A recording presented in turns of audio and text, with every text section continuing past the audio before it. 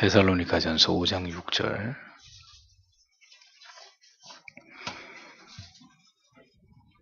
함께 읽겠습니다. 그러므로 우리는 다른 이들과 같이 자지 말고 오직 깨어 근신할지니라. 아멘. 성도의 견인 제4장입니다. 믿는 자들을 은혜 속에서 지켜주시는 하나님의 능력을 연약한 인간이 거스릴 수는 없으나 회심한 이후에라도 육신이 연약하여 하나님의 성령 안에 항상 거하지는 못하는데 어떤 경우에는 하나님의 은혜에서 벗어나 죄에 빠져 육체의 정욕에 유혹되기도 한다. 따라서 성도들은 유혹에 빠지지 않게 늘 깨어서 기도해야 할 것이다. 이런 일을 게을리할 때 성도라도 육신적인 이 세상에 사단의 크고 무서운 죄에 빠질 뿐만 아니라 때로는 의유르신 하나님께서 허락하심으로 실제로 이 죄에 빠질 수도 있다. 우리는 성경에서 다윗과 베드로와 그 외에 다른 성도들이 연약함으로 인하여 타락에 빠진 경우를 찾아볼 수 있다.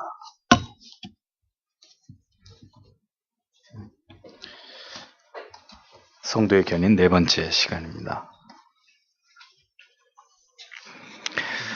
성도를 견인하시는 하나님의 능력과 은혜는 크지만 그렇다고 해서 신자가 결코 죄를 지지 않을 수는 없다. 교리는 이렇게 설명을 합니다. 거듭난 신자랄지라도 그의 지정의가 언제나 하나님의 뜻 가운데 행하면서 진리의 말씀에 항상 순복하는 것만은 아니기 때문이죠. 스스로 잘못된 생각이나 죄악된 행동으로 인해서 은혜로부터 멀어지거나 육신의 욕망으로 인해서 진리의 길에서 벗어나거나 그로 인해서 결국 죄에 패배하게 되는 일들이 신자 안에서도 그들의 삶 속에서도 반드시 일어나기도 한다라는 겁니다. 그렇기 때문에 신자는 언제나 자신의 영혼이 깨어있고 성령의 의지에 신속하고 민감하게 반응하기 위해서 기도가 필요하고 언제나 하나님의 말씀을 가까이 해서 경건에 이르기를 진력하는 일들이 필요한 것이죠. 그래서 바울이 경건에 이르기를 트레이닝, 훈련해라. 선수촌에 있는 사람들이 금메달을 따려고 비짓땀을 흘리면서 훈련하고 또 훈련하고 또 훈련하듯이 자기를 어떤 시간과 공간 속에다 집어넣고 정말 피가 나는 경건에 이르기 위한 그런 훈련을 해야 된다고 얘기하는 겁니다. 시간 남은 하고 시간 남은 안 하고 기분 좋으면 성경 보고 기분 나쁘면 집어치워버리고 경건을 훈련하는 사람의 모습이 아니고 그런 사람 안에는 그리스도의 은혜가 없는 거죠. 언제라도 우리가 방심하는 순간 우리의 육의 욕망과 세상의 유혹과 사탄의 역사가 손을 맞잡게 되고 그러면 급격하게 우리를 죄악으로 이끌어 가버리게 되는 일들이 얼마든지 신자 안에서도 발생할 수 있다는 것을 기억해야 합니다. 웨스트민스터 신앙고백서 제6장 5항은 이렇게 기록하고 있습니다. 우리에게 생명이 존재하는 동안 그리스도 안에서 거듭난 이들에게는 본성적인 부패의 흔적이 남아 있습니다. 그리스도를 통하여 죄가 용서되고 제거되었다 하더라도 인간의 고유한 죄의 충동은 사라지지 않습니다. 같은 장 17장 3항. 성도들은 사탄과 이 세상의 시험을 받으며 그들 안에 남아있는 죄의 부패한 요소가 깊이 퍼지고 그들을 보존해주는 은혜의 방편들을 무시함으로 인해서 중한 죄에 빠질 수 있으며 그리고 얼마 동안 그 죄 가운데 거하기도 한다. 그런 말미암아 그들은 하나님의 분노를 사며 그의 성령을 근심케 하고 그들이 받은 바 은혜와 위로에 얼마를 상실하게 되고 그들의 마음이 강팍해지고 그들의 양심은 상처를 받으며 남을 해치거나 중상하여 일시적인 심판을 자초하게 되는 것이다. 이렇게 죄 아래 있을 때 인간의 영혼의 상태가 어떠하고 하나님께 어떤 처분을 받게 되는지를 웨스트민스터 신앙고백서도 분명히 기록하고 있는 것을 보게 됩니다.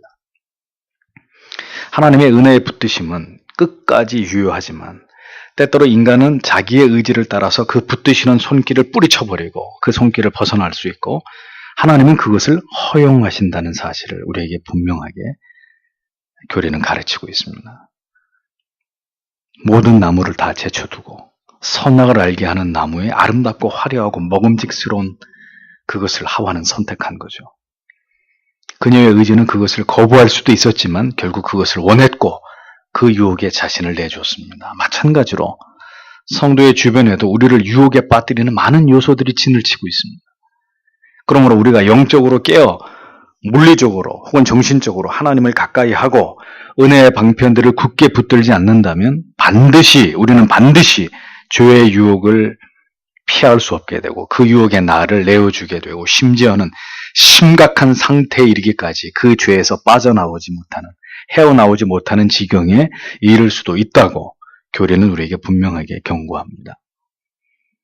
신자라 하더라도 분명히 구속의 은혜를 입은 하나님의 견인 안에 있는 하나님의 자녀라 하더라도 영적인 방어선이 무너질 때 다윗처럼 베드로처럼 한순간에 죄악의 나락으로 굴러떨어질 수 있다는 것을 성도는 분명히 기억하고 있어야 합니다. 우리를 가장 잘 간파하고 있는 존재는 하나님이시죠. 근데 하나님만이 아닙니다.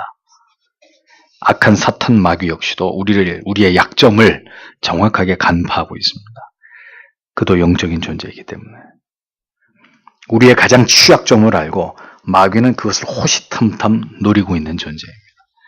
그 문이 열리기만을 그 문 앞에서 쭈그리고 무한정 기다리고 있는 존재가 마귀입니다. 그러니 마귀의 유혹에 인간은 넘어질 수밖에 없고 패배할 수밖에 없는 거예요. 누군가를 암살하기 위해서 저격수가 배치되어서 망원렌즈를 가지고 그의 일거수일투족을 조준하고 있다면 결국 죽임을 당하는 것을 피할 수 없는 것은 당연한 일이듯이 언제나 우리는 사탄의 표적이 되고 있다는 사실을 잊지 말아야 합니다. 우리가 영적으로 깨어있고 강력한 하나님의 은혜의 지배가 이루어지고 있다면 우리 영혼은 강력한 방패가 들려있는 상태가 되는 거죠. 그러면 사탄이 쏘아대는 어떤 유혹의 직격탄도 막아낼 수 있고 우리의 약점은 단단히 지켜질 수 있습니다. 그러나 그 방패가 내려지고 흉배는 풀어지고 투구는 벗겨진 상태가 되면 상황은 달라집니다. 단 한 방에 무참하게 쓰러지고 무너지고 패배하고 우리 영혼을 죄의 유혹에 관통당하는 일들이 얼마든지 일어날 수 있다는 겁니다. 그러니까 알미니안주의자들은 이제 이런 얘기를 하면 우리를 비웃죠. 하나님이 다 지켜준다며, 하나님이 다 구원시켜준다며, 그 죄를 지으면 어떻고, 뭐 침체에 빠지면 어때? 뭐 하나님이 다 끌고 간다며, 이렇게 우리를 비아냥거립니다. 그러나 이것은 예정과 견인의 교리에 대한 그들의 지독한 무지 때문입니다. 하나님의 예정의 교리의 참된 의미를 올바로 이해한 성도는 더욱 하나님께 나아가서 기도하게 되고 더 겸손한 삶을 살아가게 되어 있습니다. 더 경건에 이르기를 진력하고 하나님께 받은 은혜를 헛되이 하지 않으려고 하는 죄와 치열하게 싸우는 삶을 살아가게 되어 있는 거예요. 그 사람이 하나님의 이 구원의 예정의 교리를 정확하게 이해하고 깨닫고 체험한 사람. 우리가 은혜의 방편을 소홀히 할 때 우리의 영혼에 어떤 중대한 문제가 발생하고 우리가 얼마나 현저하게 하나님께로부터 멀어질 수 있는지를 알기 때문에 우리가 얼마나 강팍해지고 은혜에 무뎌져서 마치 하나님을 모르는 사람처럼 이렇게 말하고 행동하고 마음먹을 수 있는지를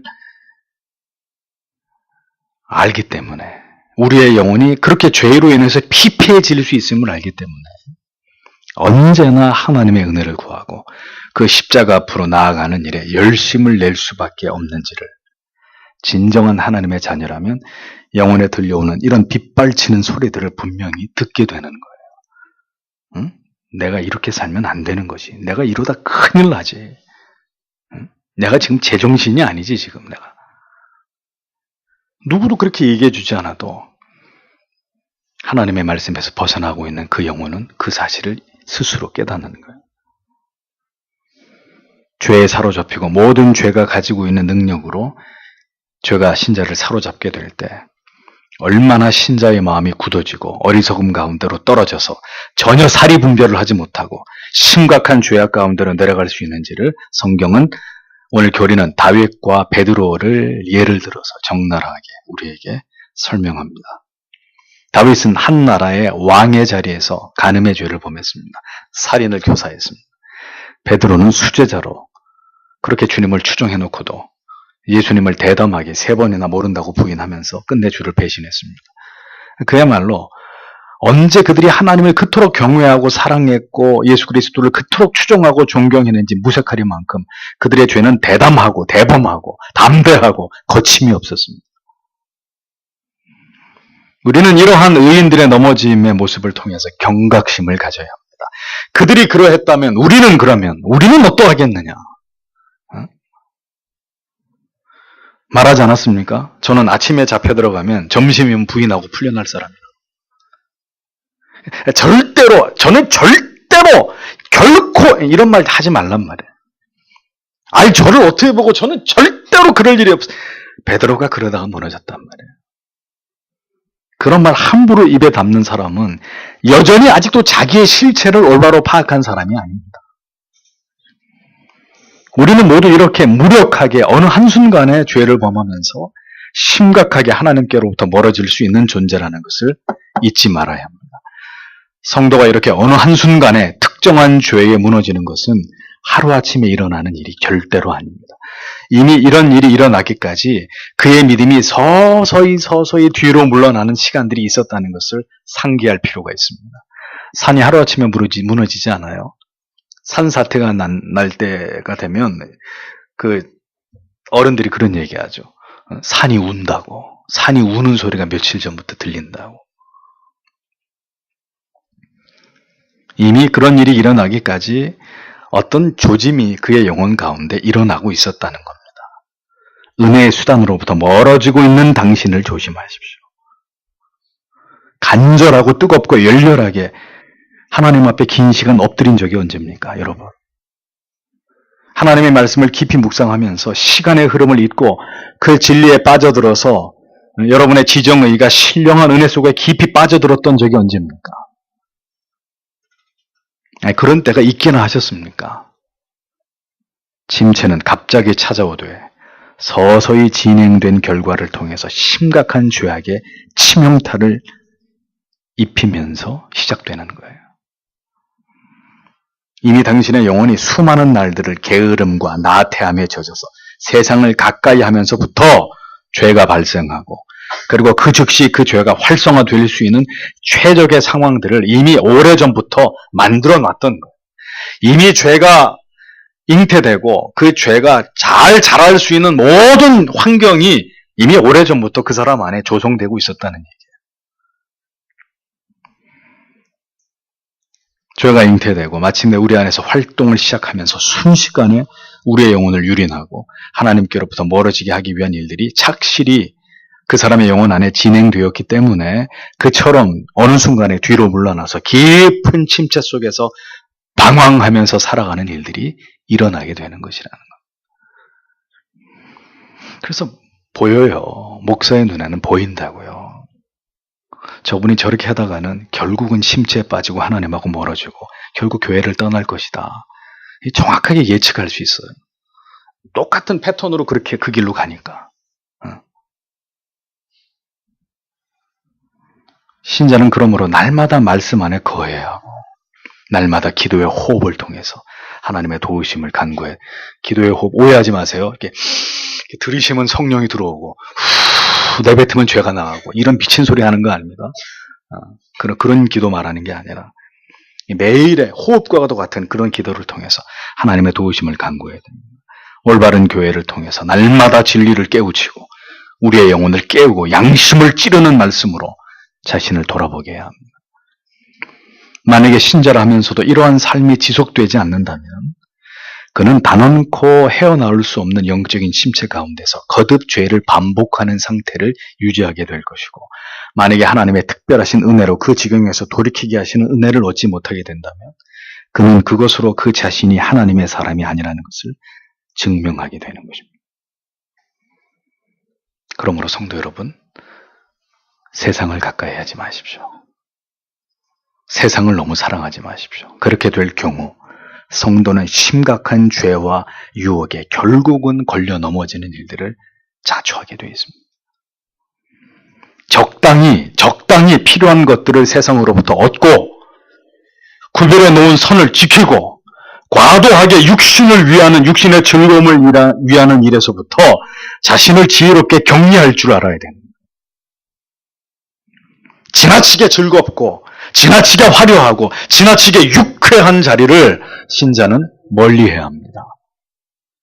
당신이 누구인지를 잊게 될 것이고 그런 영적인 혼미한 상태에서 결국 죄를 범하고 유혹에 자신을 간단하게 내어줘 버리는 그런 결과를 얻게 되기 때문입니다. 성도가 죄에 빠져들고 그 깊은 죄에서 벗어나지 못하는 것은 모두 경건에 이르기를 진력하지 않고 자기의 영혼을 방치하고 방임한 결과입니다. 결국 하나님을 원망할 수 없습니다. 배가 왜 나와요? 배가 나오도록 허리띠를 맨날 풀어가면서 계속 먹고 자고 게으르고 자기 육신을 훈련하지 않고 절제하지 않으니까 배가 나오잖아요. 배를 다시 집어넣으면 어떻게 해야 돼요? 먹는 거 자제하고 되도록 부지런히 움직이고 운동하고 뭐 이런 일들이 따라와야 되는 거 아니겠습니까? 세상과 죄악의 욕망에 끊임없이 자기를 노출시킨 결과가 바로 심각한 죄에 빠지게 되는 것이고 끊을래야 끊을 수 없는 지경에까지 이르게 된 결과를 만드는 원인이 되는 겁니다. 밤마다 야식 먹고 과식하고 기름진 거 계속 좋아하면 어떡하겠어요? 뭐 대책 없이 살이 불어나고 결국은 성인병, 고혈압, 당뇨 그 병원 신세 지는 당연한 일 아니겠습니까? 똑같단 말이에요. 성경은 분명하게 우리에게 치명적인 유혹을 줄 수 있는 것들을 열거해 놓았습니다. 갈라디아서 5장 19절에서 21절. 육체의 일은 현저하니 곧 음행과 더러운 것과 호색과 우상숭배와 술수와 원수를 맺는 것과 분쟁과 시기와 분냄과 당지는 것과 불리함과 이단과 투개와 술취함과 방탕함과 또 그와 같은 것들이라. 전에 너에게 경계한 것 같이 경계하노니 이런 일을 하는 자들은 하나님의 나라를 유업으로 받지 못할 것이요.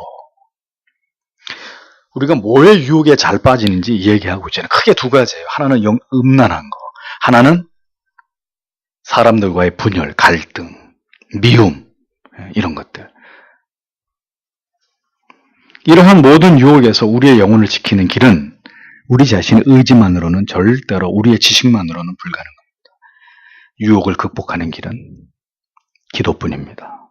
기도할 때 성령께서 우리 안에서 역사하십니다. 우리의 연약함을 알게 하시고 죄를 범할 때 우리의 영혼이 얼마나 고통당하게 될지를 미리 알게 하심으로 유혹으로부터 물러서게 만듭니다. 더욱 주를 의지할 마음을 주시고 그런 모든 죄악들의 그 즐거움이 부질없는 것이라는 것을 깨닫게 하십니다. 어떻게 할 때? 기도할 때, 하나님의 도우심을 구할 때, 하나님을 가까이 할 때. 성도가 기도에 게을러지면 모든 방어선이 무너지게 되는 것이고 성경을 깨닫고 묵상하는 일을 게을리하면 영혼은 흐리멍텅한 상태에 빠져들게 되는 겁니다. 그러니까 자꾸 TV만 보려고 그러고 자꾸 스마트폰만 쳐다보려고 그러고 게임만 하려고 그러고 영적인 돌이 되는 거예요. 도무지 분별하지 못하고 깨닫지 못하는 마귀의 밥이 되는 거예요. 마귀의 밥이. 명철과 지혜의 진공 상태에 들어가게 되는 그런 일들이 벌어지는 것입니다. 누구 안에서요? 신자 안에서. 사탄은 바로 이러한 상황을 유도해서 결국은 성도로 하여금 죄에 넘어지게 만듭니다. 그러므로 기도하지 못하게 하고 말씀 보거나 듣지 못하게 하는 모든 상황, 환경, 육신의 게으름, 성도는 이런 것들과 혈투를 벌여야 합니다. 하나님의 말씀을, 예배를 참석하지 못하게 하는 모든 상황은 내 영혼을 침체로 이끌어가는 가장 악한 것이라는 것을 인식하고 몸부림을 쳐야 되는 거예요. 하나님께서 얼마든지 죄의 유혹에서 우리를 건지실 수 있지만 그렇게 하지 않으시는 이유가 뭘까요? 때로는 하나님께서 우리의 넘어짐까지, 그 쓰라린 고통까지도 우리를 성화로 이끄시는 수단과 강력한 동인으로 사용하시기 때문입니다. 오늘 아침에도 말씀 강독하면서 말씀드렸죠. 바울은 죄가 있는 곳에 그래서 은혜가 넘친다고 고백했습니다. 율법 앞에 드러나는 죄, 그리고 자신이 범하는 죄, 그 죄를 범해서 하나님께로부터 심각하게 멀어진 영적인 공백 상태, 이런 것들을 경험하면서 신자는 이제 하나님께서 회복의 은혜를 주실 때 그 죄를 심각하게 미워하고 혐오하는 감정이 생겨나게 되는 거예요. 전에는 죄가 그렇게 미운 적이 없었는데 내가 심각하게 죄에 무너지고 영적으로 비참한 상태가 되었다가 하나님이 다시 거기서 나를 건져내시면서 그 죄 아래서의 삶이, 내 영혼이 얼마나 비참하고 고통스럽고 괴로운지를 겪게 하실 때 어떤 감정이 생겨나는 거예요. 그게 뭐예요? 아주 죄가 아주 죽이고 싶을 만큼 밉고 혐오스러운, 아주 그 죄가 원수처럼 여겨지는, 한 번도 죄에 대해서 그렇게 느껴본 적이 없는데 이런 감정이 죄에 대해서 생겨나는 거죠. 나를 넘어뜨린 죄, 나를 하나님께로부터 멀어지게 한 죄, 내 영혼으로 하여금 이렇게 비참한 지경에 쳐넣어버린 그 죄의 정체를 보면서 성도는 몸서리를 치게 되는 이런 은혜를 체험하게 되는 겁니다. 그래서 이전보다 더 강렬한 영적인 소망과 경각심을 갖게 되고 더 깨어있는 삶을 살아갈 수 있는 힘을 얻게 되는 거죠.